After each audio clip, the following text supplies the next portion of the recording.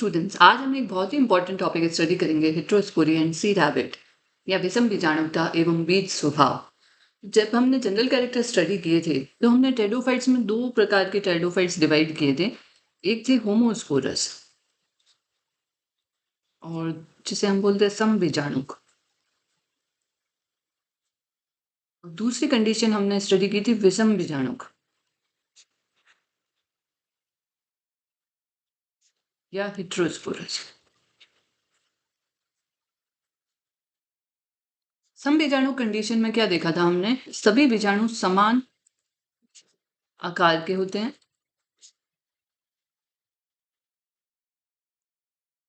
उनका कार्य भी समान होता है।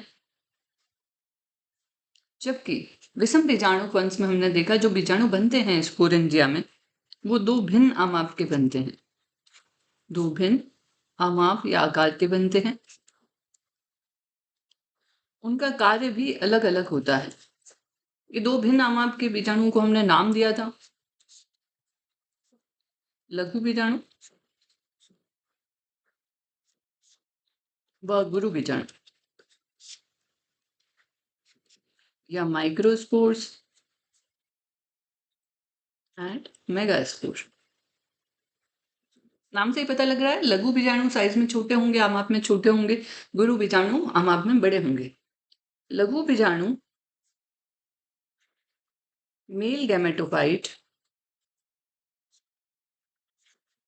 बनाएंगे, जबकि गुरु बीजाणु फीमेल गैमेटोफाइट बनाएंगे। नर युग्मक उद्भिद और ये है मादा युग्मक उद्भिद। तो इनके कार्य भी अलग अलग हुए, राइट। तो केवल आमाप का ही अंतर नहीं है इनमें, इनके कार्य भी अलग अलग होते हैं। मेल गैमेटोफाइट पे क्या बनेंगे, मेल गैमेटोफाइट पे कुंधानी या एंथीडिया बनेगी जो मेल रिप्रोडक्टिव स्ट्रक्चर होती है, और मादा युग्मक उद्भिद पे स्त्रीधानी या आर्किगोनिया बनेगी जो फीमेल रिप्रोडक्टिव स्ट्रक्चर होते हैं। ओके, एंथीडिया में क्या बनते हैं हमें ध्यान है, एंथेरोजॉइड्स या पोमनु जो फ्लैजिलेटेड होते हैं, कसाबीकीय होते हैं टेरिडोफाइट्स में। स्त्रीधानी में क्या बनते हैं, एग सेल या अंड कोशिका जो फीमेल गैमेट है। ओके, तो ये हमने जनरल कैरेक्टर्स में भी स्टडी किया था। अब यदि आपसे कोई पूछता है कि विषम बीजाणुता क्या है तो आप उसे कैसे लिख सकते हैं,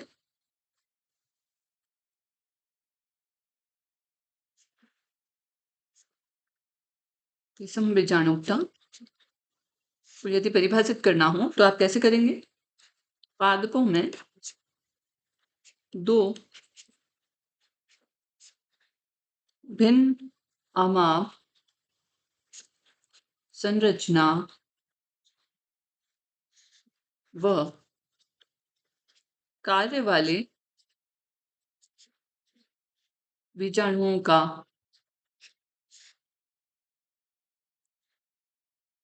के बनने की प्रक्रिया को विषम बीजाणुता या हेटेरोस्पोरी कहते हैं। ओके, फिर हमने जनरल कैरेक्टर में ये भी पढ़ा था कि यदि हम जीवित वंश देखें, लिविंग जेनेरा, तो टेरिडोफाइट्स में केवल 9 ही लिविंग जेनेरा ऐसे हैं जिनमें विषम बीजाणुता पाई जाती है। और इसके लिए हमने एक फॉर्मूला भी बनाया था, यदि आपको ध्यान हो, सिया राम पी स्क्वायर और एस क्यूब था, राइट। ये 9 जेनेरा थे, एक एक करके लिखते हैं हम। Selaginella, Stylites, Salvinia, Isoetes, Azolla, Regnellidium, Marsilea, Pilularia and Platyzoma. केवल ये 9 जीवित वंश हैं जिसमें प्रेजेंटली विषम बीजाणुता पाई जाती है। इसके अलावा जितने भी लिविंग जीनस हैं वे सभी कैसे होंगे? होमोस्पोरस होंगे। लेकिन स्टूडेंट ध्यान रखना है, फॉसिल प्लांट्स में भी हेटेरोस्पोरी पाई जाती थी, उनके नाम यहाँ पे नहीं है, केवल ये जीवित वंशों के नाम बताए। अब नेक्स्ट इंपॉर्टेंट क्वेश्चन ये है, ऑरिजिन कैसे हुआ होगा हेटेरोस्पोरी का? ऑरिजिन ऑफ हेटेरोस्पोरी या विषम बीजाणुता का उद्भव किस प्रकार से हुआ होगा? तो इसके लिए स्टूडेंट साइंटिस्ट कुछ थियरी देते हैं। क्या थियरी देते हैं उसे हम अभी देखते हैं। साइंटिस्ट का कहना यह है कि विषम बीजाणुता का उद्भव बीजाणुधानियों में बीजाणुओं की संख्या में कमी से हुआ। और बीजाणुओं की कमी क्यों हुई? क्योंकि कुछ बीजाणु अपराजित हो गए या एबॉर्ट हो गए, और शेष बचे हुए बीजाणुओं को क्योंकि भोजन ज्यादा मिला, अतः उनका साइज या आकार बड़ा हो गया, जिससे वे गुरु बीजाणु बन गए। तो कहने की बात यह है कि वैज्ञानिकों का ऐसा मानना है, फर्स्ट रीजन तो क्या रहा? बीजाणुधानी में बीजाणुओं की संख्या में कमी आई। संख्या में कमी आई, ओके, मतलब उनका नंबर कम हो गया। नंबर कम क्यों हुआ? क्योंकि कुछ बीजाणु अपराजित हो गए या अबॉर्ट हो गए। सेकेंड रीजन क्या बताते हैं वो, कि शेष बचे बीजाणुओं को भोजन पर्याप्त मात्रा में उपलब्ध हुआ। ओके, तो ये दो रीजन बताते हैं कि विषम बीजाणुता क्यों डेवलप हुई, किस प्रकार से इसका ओरिजिन हुआ। तो फर्स्ट रीजन बताया क्या? बीजाणुओं की संख्या में कमी आई। बीजाणुधानी में जब बीजाणु बहुत सारे बनते थे उसकी जगह कम बनने लगे, और जो बीजाणु बचे हुए थे, शेष बीजाणु, उनको भोजन ज्यादा मात्रा में मिला, पर्याप्त मात्रा में मिला, जिससे उनके आकार में वृद्धि हुई। आकार में वृद्धि हुई तो क्या हुआ? वो गुरु बीजाणु बनने लगे। ओके, तो ये इनकी थियरी है जो दी है। अब इस थियरी के सपोर्ट में कुछ प्रमाण दिए जाते हैं। अब आगे हम वो प्रमाण स्टडी करेंगे। अपनी इस थियरी को प्रूव करने के लिए साइंटिस्ट कुछ प्रमाण देते हैं। उन प्रमाण को हम 3 कैटेगरीज में डिस्ट्रीब्यूट करेंगे। फर्स्ट, पूरा वनस्पतिक प्रमाण, जिसे आप बोल सकते हैं पैलियोबॉटनिकल एविडेंसेस। इसमें वे एविडेंसेस आते हैं जो हमें फॉसिल प्लांट से मिले हैं। सेकेंड कैटेगरी में जो एविडेंसेस आते हैं वे आते हैं विकासीय अध्ययनों से,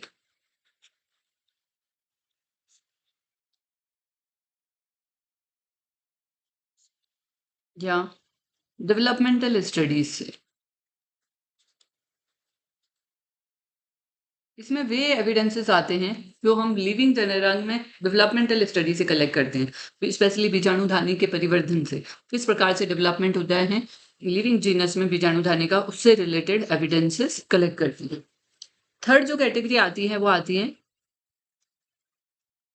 प्रयोगात्मक अध्ययनों से प्रमाण। इसमें आता है एक्सपेरिमेंटल स्टडीज। एक्सपेरिमेंटली हम कैसे प्रूव कर सकते हैं कि विषम बीजाणुता का उद्भव ऊपर वर्णित 2 रीजन से हुआ। ऊपर वर्णित 2 रीजन कौन से थे स्टूडेंट्स? कि बीजाणुओं की संख्या में कमी आने से विषम बीजाणुता आई, और शेष बीजाणुओं को भोजन अधिक मात्रा में या पर्याप्त मात्रा में उपलब्ध हुआ, जिससे उनका साइज बढ़ गया। ओके, तो ये 3 प्रमाण हैं जिन्हें हमें एक एक करके डिटेल में स्टडी करना है। तो सबसे फर्स्ट पे हम जाते हैं, पूरा वनस्पतिक प्रमाण, या हमारे जो फॉसिल प्लांट्स है उनसे हमें किस तरीके से एविडेंसेस मिलते हैं। तो हमने पहले भी कई बार स्टडी किया है कि नॉन लिविंग जीनस के अलावा भी फॉसिल प्लांट्स में हेटेरोस्पोरी पाई जाती थी, विषम बीजाणुता पाई जाती थी। तो कुछ फॉसिल प्लांट्स के यहाँ पे नाम मैं मेंशन करूंगी, जो डिवोनियन वह कार्बोनिफेरस काल में प्रेजेंट थे। कार्बोनिफेरस काल में प्रेजेंट थे, जिनमें हेटेरोस्पोरी पाई जाती थी। इनके नाम यदि आप नोट करना चाहें तो कर सकते हैं। लेपिडोकार्पन, लेपिडोस्ट्रोबस,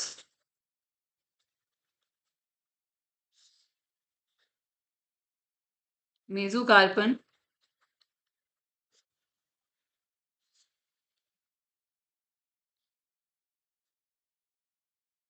सिसिलेरियोस्ट्रोबस,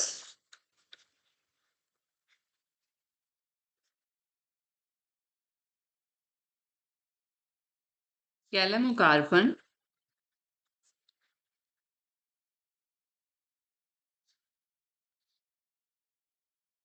कैलेमोस्टैकिस।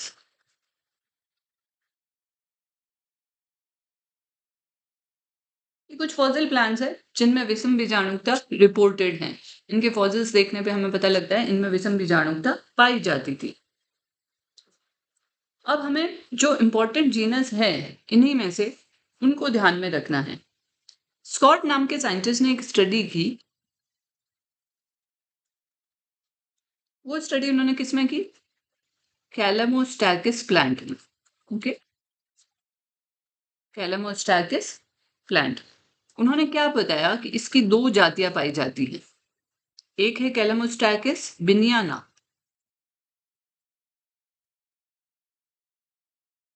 और दूसरी है कैलेमोस्टैकिस कैशियाना। ओके, तो इसकी दो जातियां पाई जाती हैं जिनमें विषम बीजाणुता की इनिशियल स्टेजेस, प्रारंभिक अवस्थाएं दिखाई देती हैं। कैसे, तो हम समझते हैं। कैलेमोस्टैकिस बिनियाना की अधिकांश बीजाणुधानियां,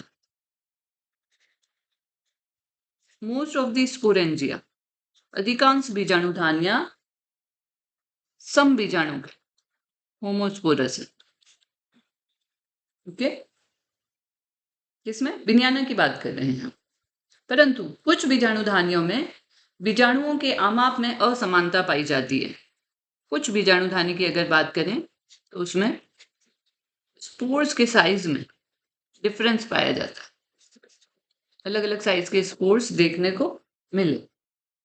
जबकि कैशियाना स्पीसीज अगर देखें तो इसमें सुस्पष्ट लघु व गुरु बीजाणुधानियां पाई जाती है।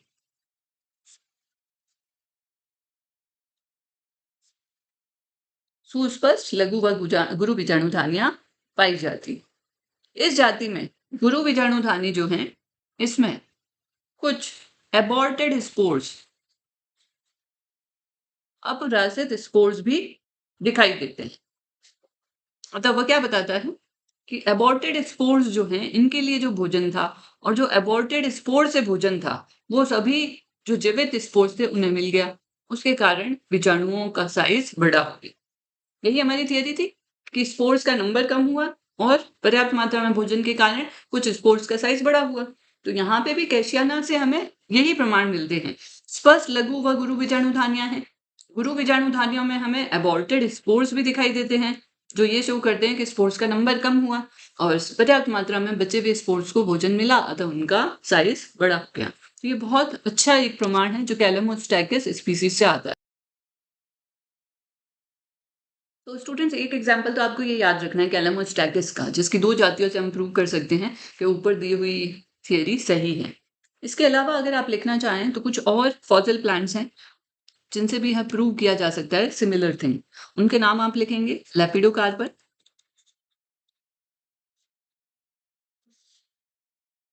कैलेमोकार्पन,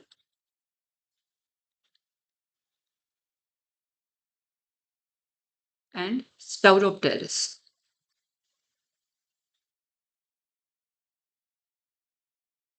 ओके, तो फर्स्ट टू स्पीसीज में यदि देखें, लेपिडोकार्पन और कैलेमोकार्पन में, इनके फॉसिल प्लांट्स को यदि स्टडी करें तो हमने क्या देखा?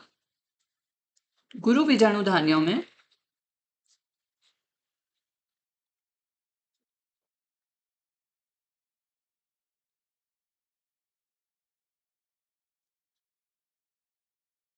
केवल एक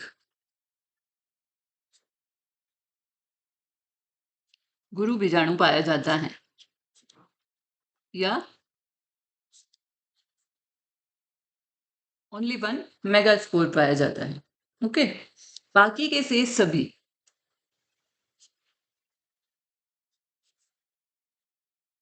एबॉर्टेड या रुद्र वृद्धि वाले हैं।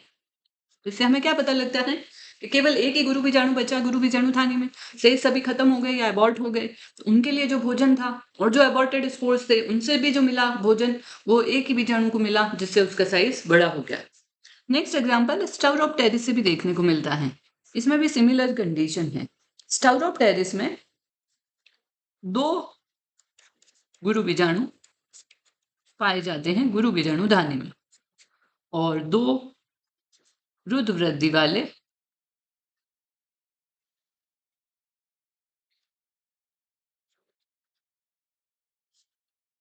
बीजाणु देखने को मिलते हैं। तो आउट ऑफ 4 2 बड़े साइज के हैं गुरु बीजाणु और 2 रुद्र वृद्धि वाले हैं। तो ये पैलियोबॉटनिकल एविडेंसेस है जो हमें फॉसिल प्लांट से मिलते हैं। इनमें आपको सभी अगर फॉसिल प्लांट्स के नाम याद नहीं होते हो देन इट्स ओके। मेन तो आप याद करेंगे कैलामोस्टेकिस का, और जिसकी दोनों स्पीसीज के नाम याद करने बिनियाना एंड कैशियाना। इनमें डिफरेंस देखने को मिलता है, और यदि ये 3 एडिशनली आपको याद हो जाएं तो और भी अच्छी बात है। ओके, तो ये पैलियोबॉटनिकल एविडेंसेस हैं। अब हम जाते हैं नेक्स्ट कैटेगरी ऑफ एविडेंसेस पे, जो है हमने स्टडी किया था डेवलपमेंटल स्टडीज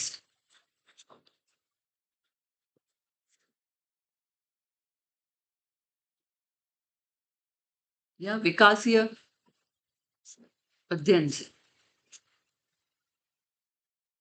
विकासीय अध्ययन समझने से पहले आपको स्पोरेंजियल डेवलपमेंट का कुछ आइडिया होना चाहिए कि बीजाणुधानी किस प्रकार से बनती है।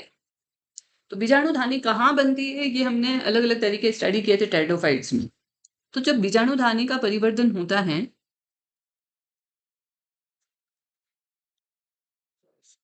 जब बीजाणुधानी का परिवर्तन होता है तो उसमें कौन सी कोशिकाएं होती हैं?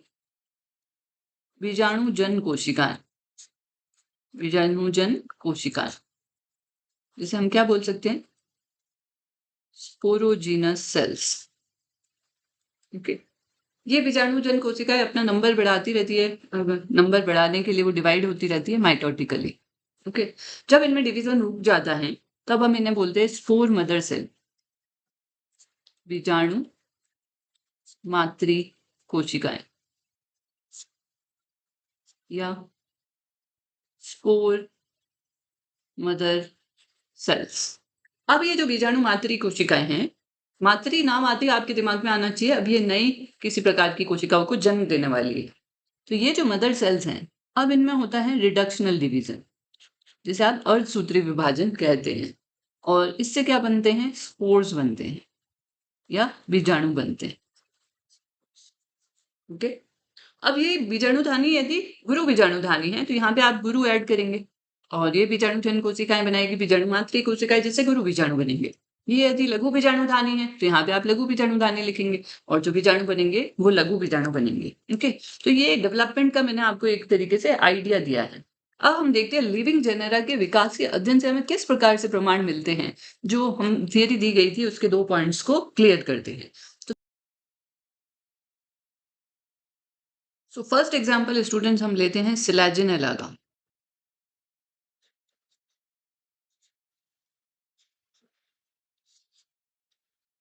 ओके, सिलेजिनेला में हमें पता है ये हेटेरोस्पोरस जेनेरा है। 2 तरह की बीजाणुधानी पाई जाएगी।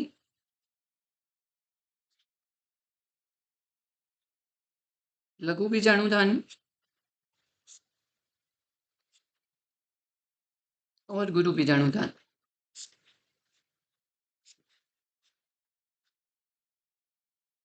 Okay, microsporangia and megasporangia.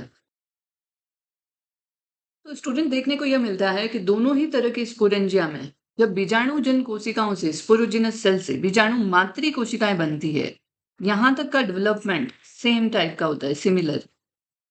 अब अंतर इसके बाद आता है रिडक्शनल डिवीजन से ठीक पहले। हमने पढ़ा था स्पोर मदर सेल्स में नेक्स्ट डिवीजन अर्धसूत्री विभाजन होता है, राइट? यहाँ पे भी स्पोर मदर सेल में अर्धसूत्री विभाजन होगा नेक्स्ट डिवीजन। इससे पहले अंतर आना शुरू होता है। ये अंतर क्या है? यहाँ पर लगभग सभी स्पोर मदर सेल्स में डिवीजन होगा और बहुत सारे स्पोर्स बनेंगे। ओके, और स्पोर्स कैसे होंगे? Micro spores. यहाँ पे क्या होगा? ज्यादातर स्पोर मदर सेल्स खत्म हो जाएगी, केवल एक स्पोर मदर सेल फंक्शनल रहेगी, एक्टिव रहेगी, और उसमें रिडक्शनल डिवीजन होगा। और हमें पता है अर्धसूत्रीय विभाजन के फलस्वरूप 4 कोशिकाएं बनती है, तो यहाँ पे 4 मेगास्पोर्स बनेंगे। तो ये है सिलेजिनेला की डेवलपमेंटल स्टडीज, जहाँ पे कि रिडक्शनल डिवीजन या अर्धसूत्रीय विभाजन से ठीक पहले डिसाइड होता है कि माइक्रोस्पोरेंजिया में डेवलपमेंट होगा या मेगास्पोरेंजिया में डेवलपमेंट होगा। अब सिलेजिनेला की कुछ जातियों के आपको नाम याद करने हैं यहाँ पे।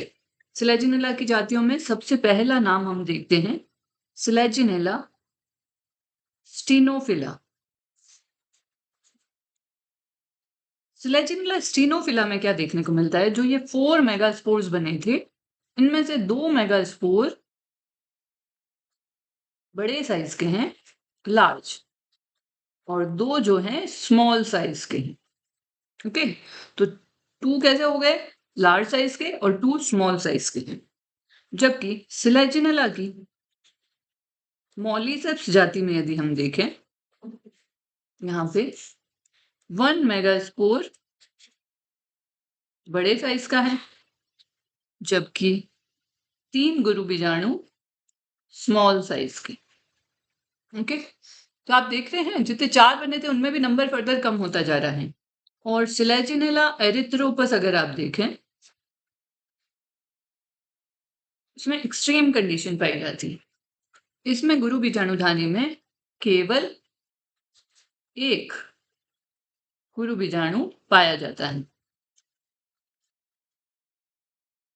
इसका मतलब क्या हुआ? बाकी के 3 बने तो होंगे, लेकिन डेवलपमेंट के दौरान एबॉर्ट हो गए, अपराजित हो गए। तो ये 3 अलग-अलग जातियों में सिलेजिनेला की अंतर हमें देखने को मिलता है। इन स्टडीज से भी यह प्रूव होता है कि स्पोर्स का नंबर का कम होना और भोजन पर्याप्त मात्रा में मिलना, ये रीजन रहा होगा हेटेरोस्पोरिक डेवलप होने का। इसके बाद में आप और ऐड कर सकते हैं नेक्स्ट जीनस आइसोइटीज। आइसोइटीज में गुरु बीजाणुधानी के परिवर्तन से भी हमें आइडिया होता है। यहाँ पर भी क्या कंडीशन देखने को मिलती है? 2 स्पोरेंजिया है, माइक्रोस्पोरेंजिया एंड मेगास्पोरेंजिया। ओके, इन दोनों में ही स्पोर मदर सेल्स तक का डेवलपमेंट सेम है।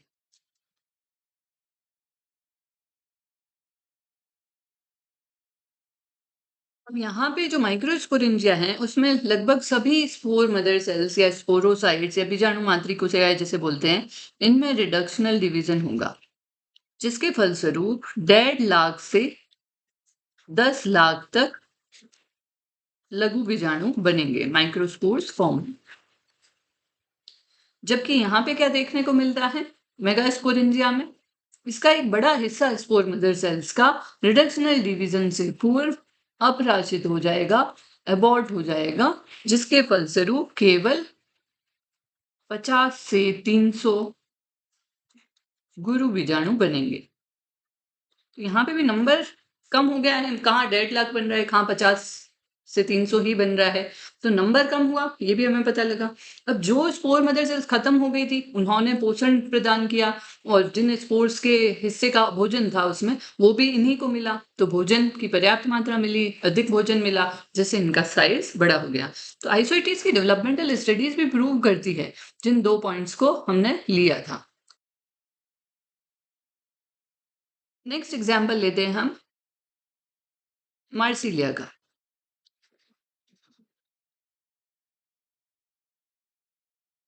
मार्सिलिया में क्या देखने को मिलता है? स्पोरोजिनस सेल्स से स्पोर मदर सेल्स बनी, स्पोर मदर सेल से रिडक्शनल डिवीजन हुआ, रिडक्शनल डिवीजन से टोटल 64 स्पोर्स बने।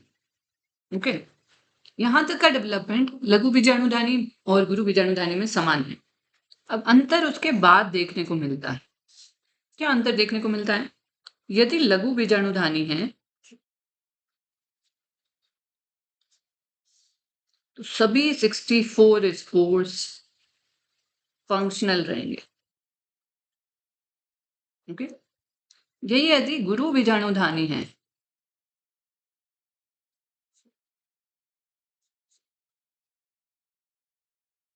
तो इसमें 63 स्पोर्स एबॉर्ट हो जाएंगे, एबॉर्ट हो गए या अपराजित हो गए, केवल 1 फंक्शनल रहेगा। तो यहाँ पे भी कंडीशन सिमिलर है जो थियरी में बताया गया था। स्पोर्स का नंबर कम हुआ, भोजन अधिक मिला और स्पोर का साइज बड़ा हुआ। तो यहाँ पे भी जो मेगा स्पोर बना है, 1 फंक्शनल मेगा स्पोर, स्पोर का कम नंबर होने से और अधिक भोजन मिलने से उसका साइज बड़ा हो गया। तो सिमिलर कंडीशंस देखने को मिलती है 2 और जीनस में, मार्सिलिया के समान ही। किस में? जोला में एंड साल्विनिया में।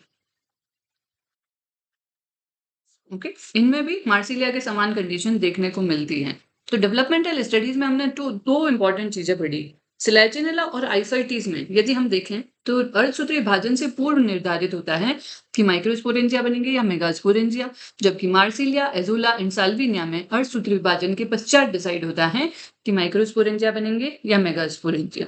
तो ये इंपॉर्टेंट पार्ट है डेवलपमेंटल स्टडीज से रिलेटेड एविडेंसेस का। नेक्स्ट अब हम आगे बढ़ते हैं एविडेंसेस फ्रॉम एक्सपेरिमेंटल स्टडीज पे। प्रयोगात्मक अध्ययन से हमें क्या प्रमाण देखने को मिलते हैं? ओके, या एविडेंसेस फ्रॉम एक्सपेरिमेंटल स्टडीज जो क्या प्रूव करेंगे, जो थियरी दी गई थी कि नंबर कम हुआ, भोजन अधिक मिला, जिससे साइज बड़ा हुआ स्पोर्स का। तो डेवलपमेंटल स्टडीज के बाद में ये इंपॉर्टेंट कंसेप्ट है, एक्सपेरिमेंटली आप कैसे प्रूव करोगे कि ऐसा होता है। तो एक्सपेरिमेंट जो किए गए, जिन प्लांट्स पे किए गए, उनके नाम हैं सिलेजिनेला एंड मार्सिलिया। इन दोनों ही प्लांट्स में क्या देखा गया कि यदि फोटोसिंथेटिक एक्टिविटी कम कर दी जाए, कैसे कम कर सकते हैं? लो लाइट कंडीशंस में इन प्लांट को रखा जाए जहां पे प्रकाश कम है। प्रकाश कम होगा तो फोटोसिंथेसिस कम होगा, प्रकाश संश्लेषण कम होगा, प्रकाश संश्लेषण कम होगा तो पादप में भोजन कम बनेगा। जब फोटोसिंथेट कम हुआ तो क्या देखा गया, इनमें सभी बीजाणुधानियां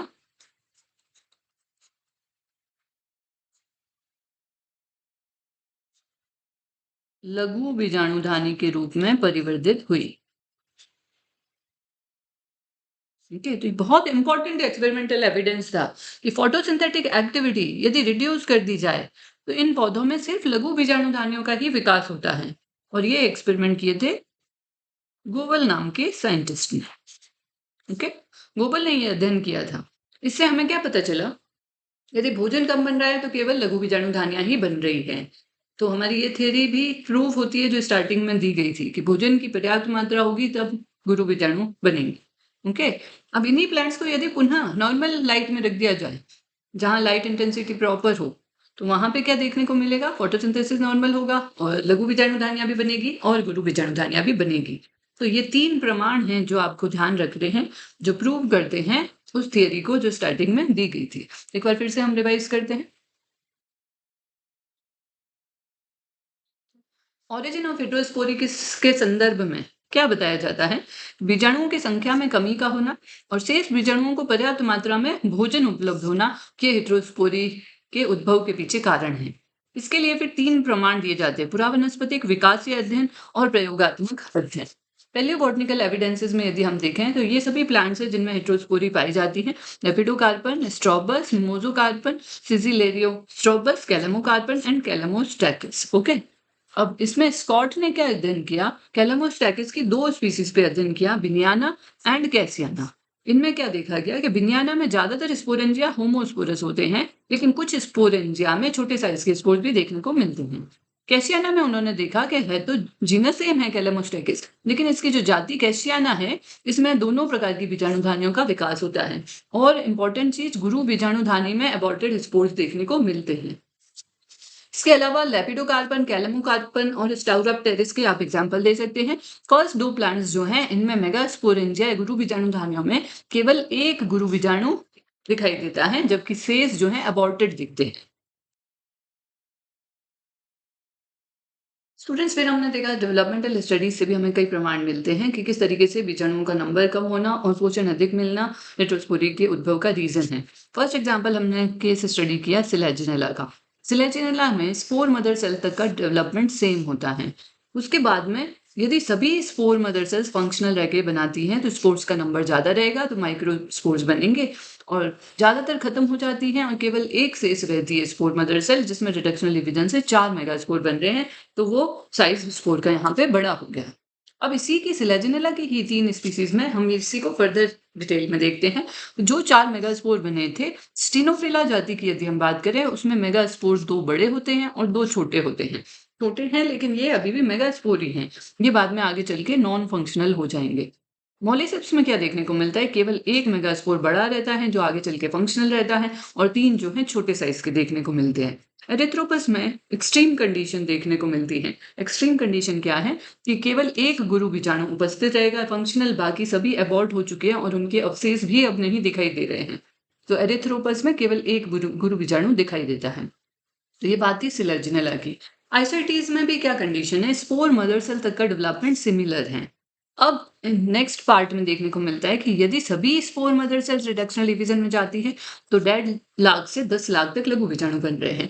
यदि उसका एक बड़ा भाग अपराशित हो रहा है, अबॉर्ट हो रहा है, केवल कुछ ही स्पोर मदर फंक्शनल रह रही है और 50 से 300 बीजाणु बन रहे हैं, तो वो गुरु बीजाणु हैं। तो यहाँ पे भी नंबर रिड्यूस हो गया, पोषण अधिक मिला, जिससे गुरु बीजाणु बने।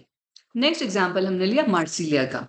मार्सिलिया, एज़ोला और साल्विनिया, इनमें सिमिलर कंडीशन पाई जाती है। क्या कंडीशन है इनमें? स्पोर मदर सेल में रिडक्शनल डिवीजन तक का प्रोसेस सेम होगा।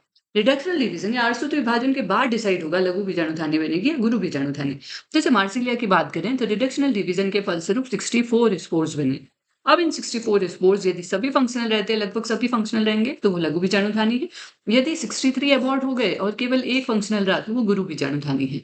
तो स्पोर्स तो बने थे, लेकिन बाद में कितने उसमें फंक्शनल रहते हैं, उसके बाद में वो डिसाइड होगा। एसोला साल्विनिया में भी सिमिलर कंडीशन है। थर्ड प्रमाण जो है हमें गूगल के प्रयोगों से मिले। वो उन्होंने क्या प्रयोग किया, स्लेजिनिला और मार्सिलिया को यदि लो लाइट इंटेंसिटी में रखें तो उनमें फोटोसिंथेसिस या प्रकाश संश्लेषण की रेट कम हो जाएगी, जिससे उनमें प्रकाश संश्लेषी पदार्थ या भोजन कम बनेगा। तो इन जातियों में जो हेटेरोस्पोरस थी, केवल लघु बीजाणुधानियां बनती है, गुरु बीजाणुधानियां नहीं बनती।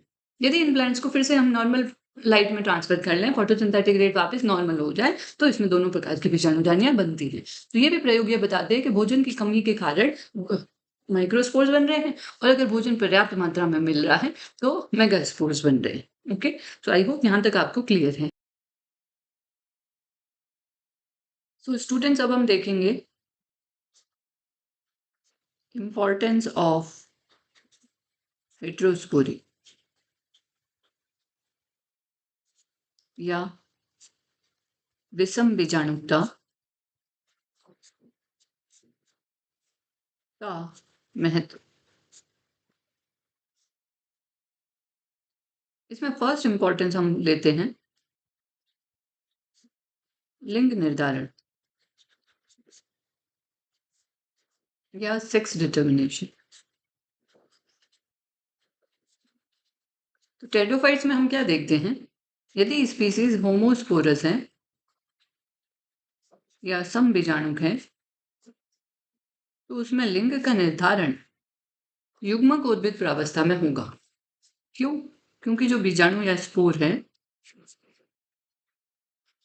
वो पहले अंकुरित होगा, जिससे युग्मक उद्भिद का निर्माण होगा।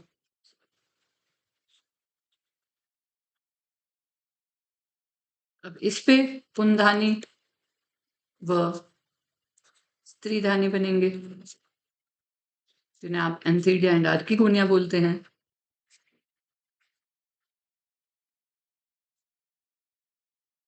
जिनमें एंथेरोजोइड्स और एक्सेल बनेंगे, राइट? तो युग्मकोद्भिद प्रावस्था पर जा करके लिंग का निर्धारण हो रहा है, राइट। जबकि हेट्रोस्पोरस स्पीसीज में यदि हम देखें,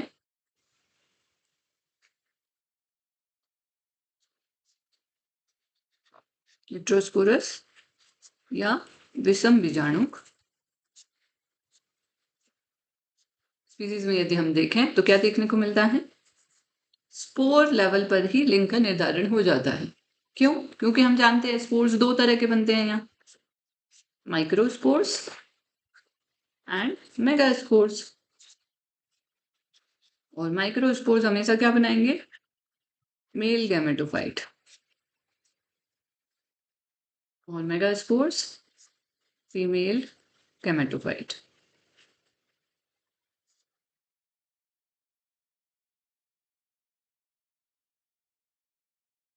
राइट, तो ये बना रहा है नर युग्मकोद्भिद और ये बना रहा है मादा युग्मकोद्भिद, राइट। तो अब इसमें हमें पता है नर युग्मकोद्भिद में अंसिडिया बनेंगे और मादा युग्मकोद्भिद में आर्किगोनिया बनेंगे, राइट। तो लघु बीजाणु हमेशा क्या बनाएंगे, नर युग्मकोद्भिद, और गुरु बीजाणु मादा युग्मकोद्भिद बनाएंगे।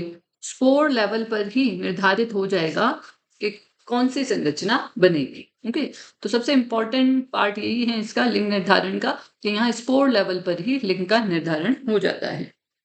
सेकेंड इंपॉर्टेंट पॉइंट आप ले सकते हैं इसमें,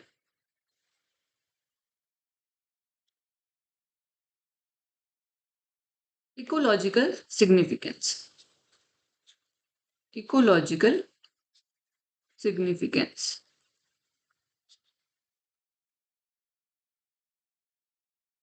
या हम इसे बोल सकते हैं पारिस्थितिकीय महत्व।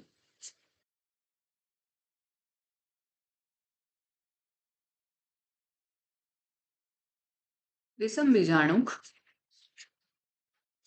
या हेट्रोस्पोरस वंश में युग्मकोद्भिद या गैमेटोफाइट एंडोस्पोरिक होता है, मतलब उसका डेवलपमेंट अंतः बीजाणुक होता है। इसका क्या मतलब है, बीजाणु के अंदर ही उसका परिवर्तन होता है। इससे क्या बेनिफिट मिला हेट्रोस्पोरस जातियों को, हेट्रोस्पोरस जातियों को यह बेनिफिट मिला कि युग्मकोद्भिद पोषण बीजाणुद्भिद या मात्र पादप से प्राप्त करेगा। जबकि होमोस्पोरस या सम बीजाणुक वंश में आप क्या देखते हैं, स्पोर्स लिबरेट हो जाते हैं, स्पोरेंजिया से बाहर निकल जाते हैं, फिर अंकुरण होता है और फिर वो युग्मकोद्भिद बनाते हैं। तो इसमें मात्र पादप पे नहीं हो रहा है, वो अंकुरित कहाँ हो रहे हैं, स्पोरेंजिया से बाहर निकलने के पश्चात।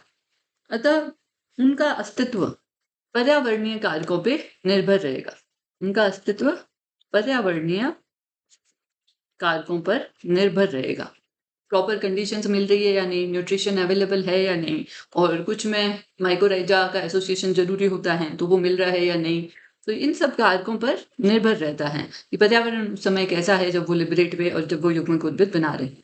जबकि हेट्रोस्पोरस या विषम बीजाणु जनरा में, क्योंकि स्पोर के अंदर ही डेवलप हो रहा है, और स्पोर कहाँ है, स्पोरेंजिया में है, और पोषण वहां पे कहाँ से मिलेगा, बीजाणुद्भिद से।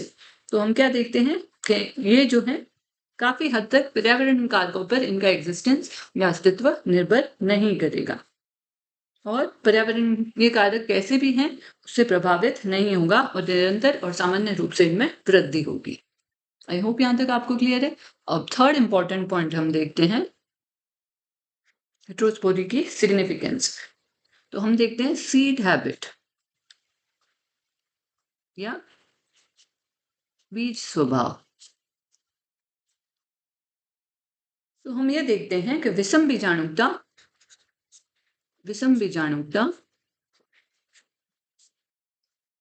पहली आवश्यकता है सीड बनाने के लिए,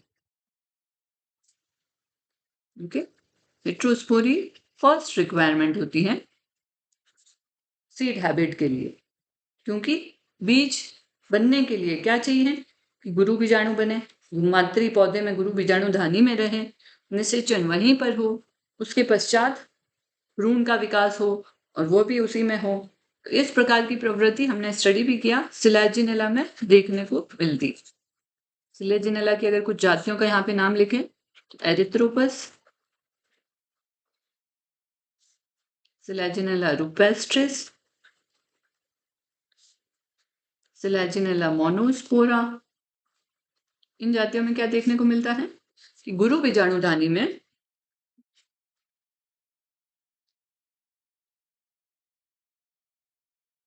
मात्र एक गुरु बीजाणु रहता है जीवित, उसका परिवर्तन गुरु बीजाणुधानी में ही होता है और मादा युग्म को उद्भिद बनाता है।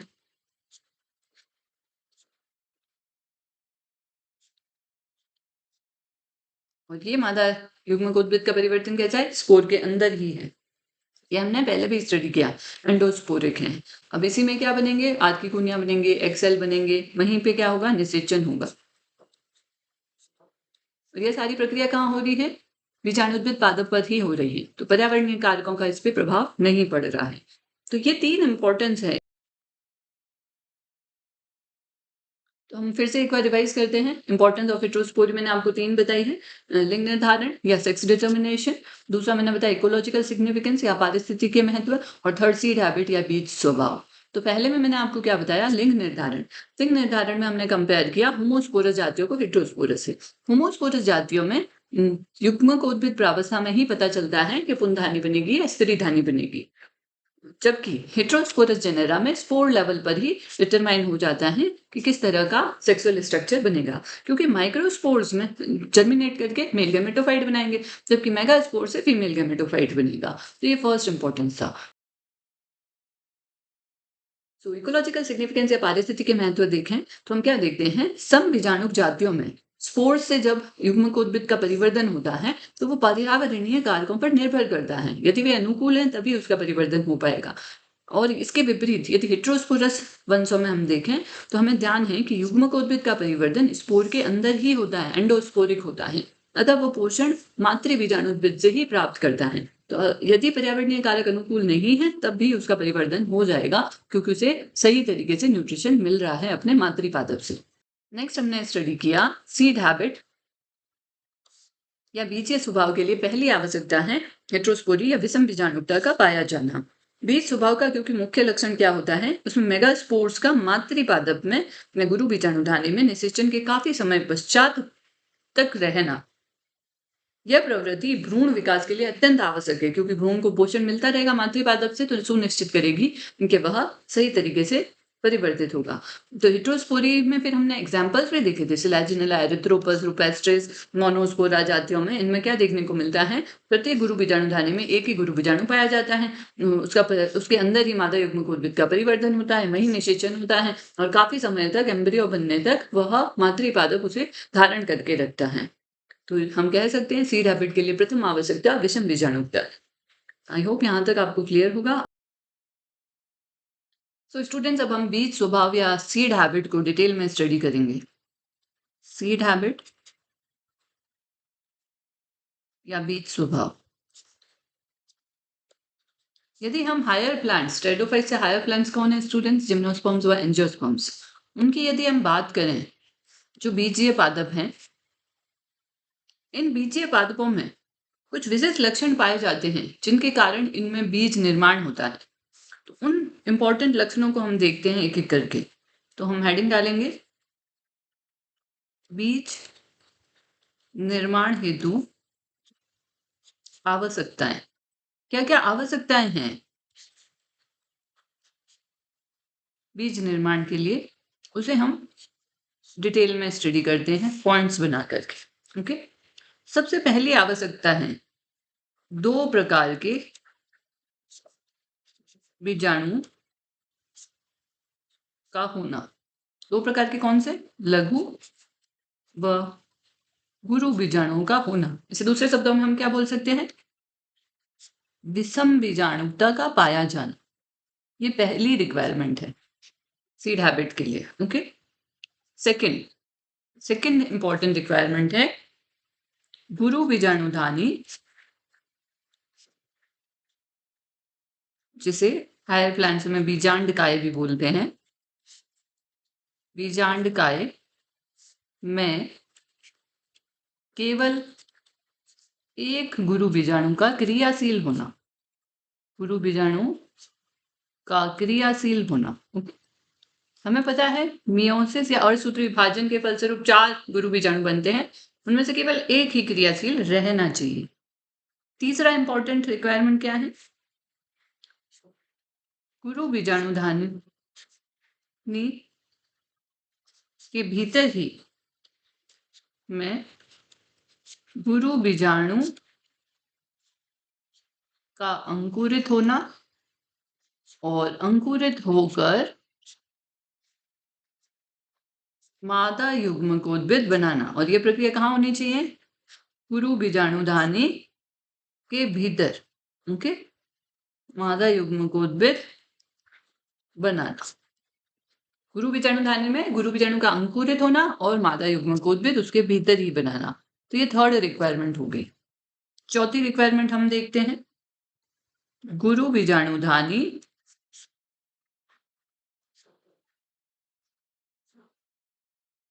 का आवरण, जिसे इंटेगमेंट बोलते हैं, का पाया जाना, इंटेगमेंट के द्वारा ढका होना। ओके, ये क्यों रिक्वायरमेंट है? क्योंकि यही इंटेगमेंट या आवरण आगे चल के बीज का आवरण बनाएगा। हम बोल सकते हैं बीजावरण, जिसे बीज चूल बोलते हैं, और जिसे सीड कोट बोलते हैं। ओके, सभी नाम एक दूसरे के सिनोनिम है। तो इंटेगमेंट ये आगे चल के बीज का बीज आवरण बनाता है, तो इस आवरण का पाया जाना बहुत इंपॉर्टेंट रिक्वायरमेंट हो गई। फिफ्थ रिक्वायरमेंट की यदि हम बात करें तो लघु बीजाणु, इसे हायर प्लांट्स में हम परागकण भी बोलते हैं। परागकण के अभिग्रहण हेतु गुरु बीजाणुधानी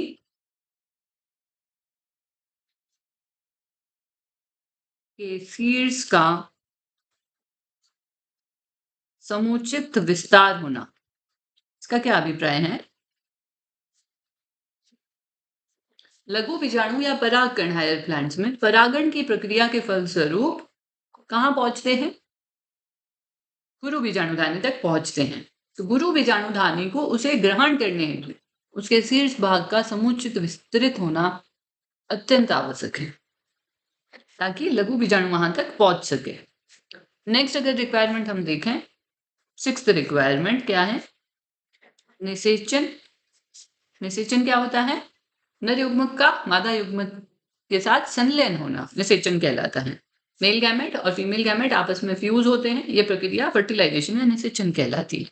तो निषेचन के पश्चात क्या बनता है? जाइगोट। और जाइगोट क्या बनाता है? भ्रूण बनाता है। तो निषेचन व भ्रूण परिवर्धन बीजाणुधानी में ही पूर्ण होना।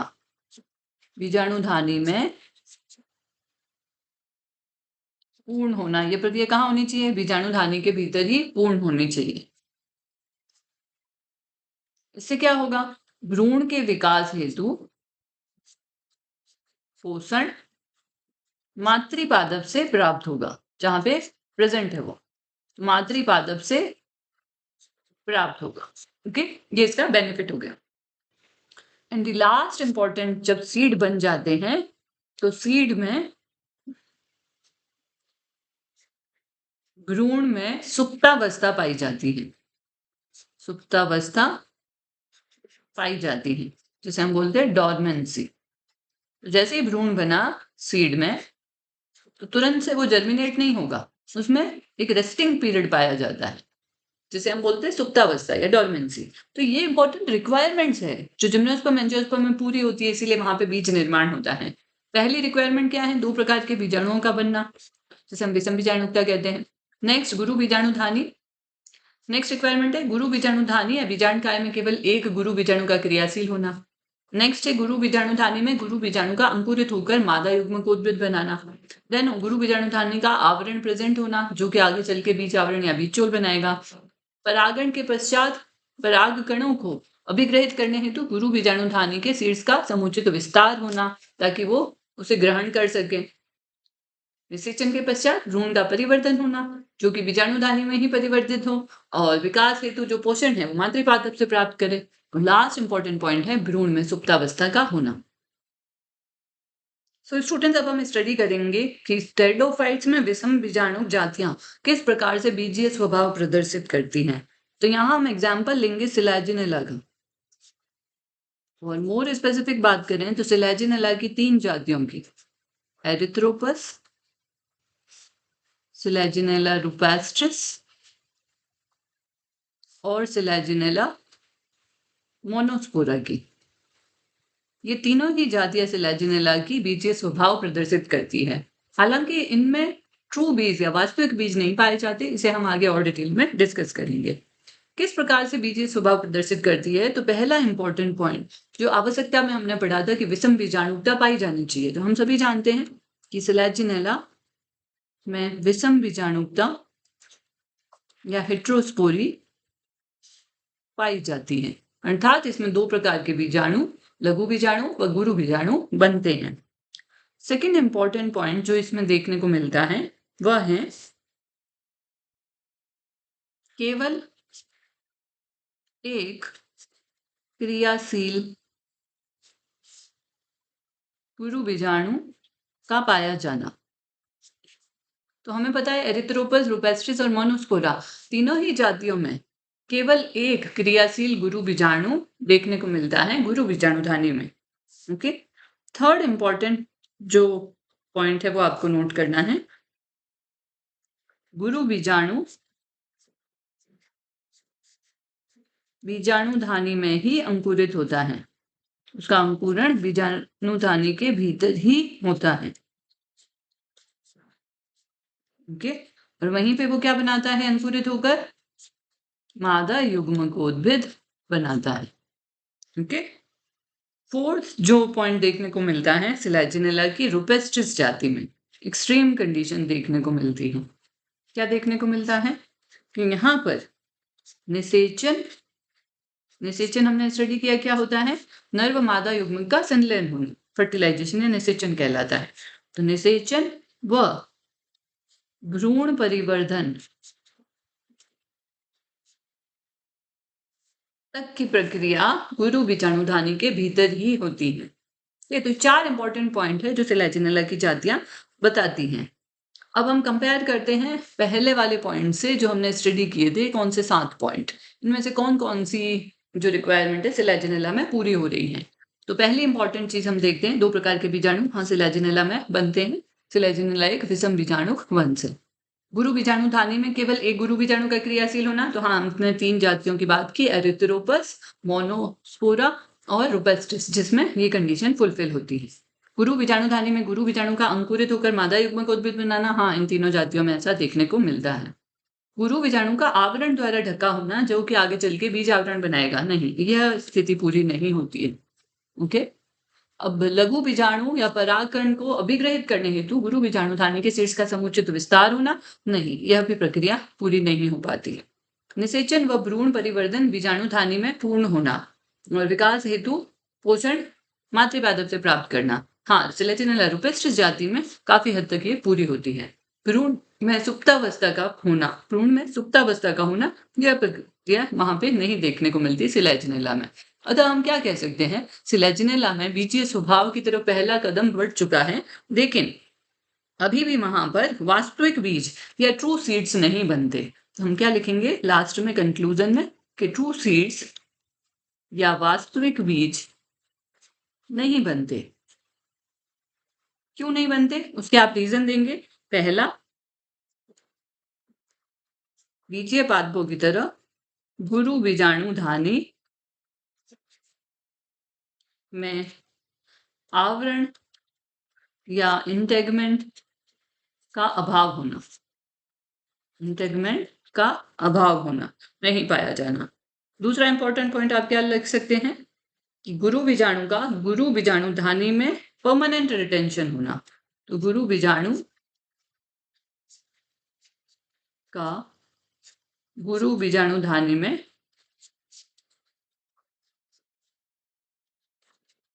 चिरस्थायी निवास, तो वो नहीं होता। एक्सट्रीम कंडीशन तक, जहां निषेचन और भ्रूण परिवर्तन तक सिर्फ रूपेस्टिस जाति में देखने को मिलता है, बाकी जातियों में उससे पहले ही उसे बाहर निकाल दिया जाता है। थर्ड इंपॉर्टेंट पॉइंट जो हमने लास्ट पॉइंट पढ़ा था आवश्यकता में, सुप्तावस्था का अभाव होता है। सुप्तावस्था या जिसे हम डॉर्मेंसी बोलते हैं, वो नहीं पाई जाती। सुप्तावस्था नहीं पाई जाती, इससे क्या तात्पर्य है? भ्रूण के विकास के साथ ही, जब भ्रूण विकसित हो रहा है उसके साथ साथ ही स्लेजिनेला में क्या देखने को मिलता है? प्ररोह व राइजोफोर विकसित हो जाते हैं। राइजोफोर का विकास प्रारंभ हो जाता है। तो हम क्या कह सकते हैं? सुप्तावस्था तो पाई नहीं जाती यहाँ पे, इसीलिए हम क्या कह सकते हैं? ट्रू सीड्स नहीं है। एक और पॉइंट यहाँ पे आप ऐड कर सकते हो कि टेरिडोफाइट्स में, यदि हम सिलाजिनेला में स्पेसिफिकली बात करें, बाकी में तो वैसे भी बीजीय स्वभाव नहीं देखने को मिलता, तो गुरु बीजाणु का गुरु बीजाणु धानी से ऊतकीय संपर्क नहीं होता, किसी प्रकार का संपर्क नहीं होता। ओके, उसका जो टिश्यू है वो गुरु बीजाणु धानी के टिश्यू से संपर्क में नहीं रहता है। तो ये 4 इंपॉर्टेंट पॉइंट्स है कि सिलाजिनेला में हम कह सकते हैं बीजीय स्वभाव की तरफ प्रथम कदम बढ़ा है, लेकिन ट्रू सीड्स नहीं पाए जाते। क्यों? क्योंकि एक तो इंटेगमेंट नहीं था गुरु बीजाणु धानी में, तो सीड आवरण की बात ही नहीं हो सकती। गुरु बीजाणु धानी में लंबे समय तक निवास करना, तो एक्सट्रीम कंडीशन हमने देखा रूपेस्टिस में है, जहां निषेचन और भ्रूण परिवर्तन तक रहता है, फिर बाद में फिर रिलीज हो जाएगा। सुप्तावस्था का पाया जाना, तो सुप्तावस्था यहाँ पे नहीं पाई जाती, क्योंकि भ्रूण जब विकसित हो रहा होता है तभी प्ररोह और राइजोफोर का विकास साथ साथ शुरू हो जाता है, और गुरु बीजाणु धानी से किसी प्रकार का ऊतकीय संपर्क नहीं होता, जबकि हायर प्लांट जिम्नोस्पर्म और एंजियोस्पर्म में देखा जाता है। तो ये इंपॉर्टेंट टॉपिक था आपके हेटेरोस्पोरी एंड सीड हैबिट, जो कि टेरिडोफाइट्स में एक बहुत इंपॉर्टेंट टॉपिक है। आई होप आपको समझ आया होगा। यदि नहीं आया तो कमेंट सेक्शन में आप अपने डाउट्स पूछ सकते हो। Thank you very much students.